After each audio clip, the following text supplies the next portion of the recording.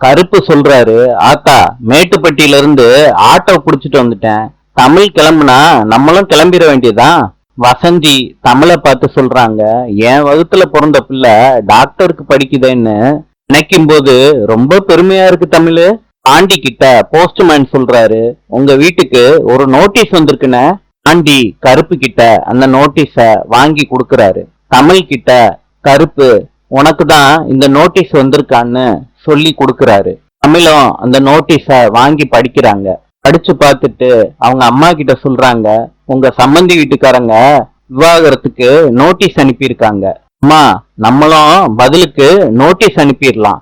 இத தமிழ் சொன்னதும் அதிர்ச்சியில உறைஞ்சு போறாங்க தமிழ் வீட்டுல உள்ளவங்க. தமிழ் சொல்லிட்டு காலேஜுக்கு போறாங்க. இந்த டாக்டர்ஸ் எல்லாம் சேர்ந்து எலும்பு கூட கொண்டுட்டு வராங்க.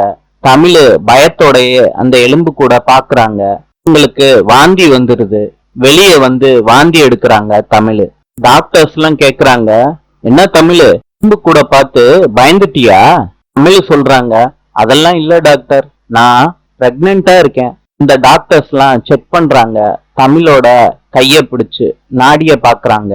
பார்த்துட்டு சொல்றாங்க, டாக்டர் படிக்கணும்னு நீ இந்த காலேஜுக்கு வந்ததுக்கு நான் உன்னை ரொம்ப அப்ரிஷியேட் பண்றேன். உன் படிப்புக்கு எந்த வகையிலையும் பிரெக்னன்சி ஒரு தடையாவே இருக்கக்கூடாது Tamil. All the best Tamil அப்படின்னு சொல்றாங்க. தமிழும் சரின்னு சொல்லிட்டு படிக்க போறாங்க. நாளை சந்திப்போம்.